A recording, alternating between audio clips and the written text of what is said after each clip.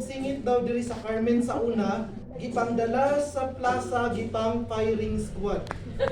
So kung buhi pa si Haring Carlos karon, bitaw eh. Pero after pila ka tuig nakakita jud siya mamahimong rayna nga.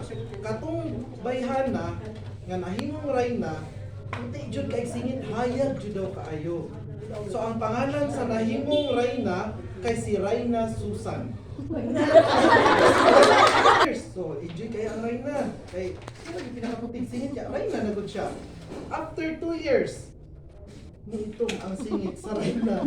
So, ang saon ni Haring Carlos, ang dili putig singit? Firing squad. Firing squad. So, ang Rayna, si Rayna Susan, dili ko ma'am ha? Sa Rayna Susan, dalo na sa plaza kay ang firing squad. Pero nagdali siya lagga og itlog sa manok. Nagdala niya, si Christian dala. Dala niya sa firing squad. Pag abot na niya dito kay firing squad na unta, singgit siya. Ay, niana siya nga, mahal niya, Haring Carlos, anong imo man kung i-firing squad? Gisinggitan niya ang Haring Carlos, kay muna ka na unta. Ni atubang ang Haring Carlos sa iya, gilingi siya. Kay di man gusto si Haring Carlos na makita i-firing squad yang dating Rayna. So singgit siya, mahal niya Haring Carlos, atubang unang hari. Pag atubang sa hari, ang katubang itlog na nilaga sa manok. Gikosog og labay sa Rayna. Asa na igo ang Haring Carlos sa mata. Unsay nahitabo na black eye ni ito.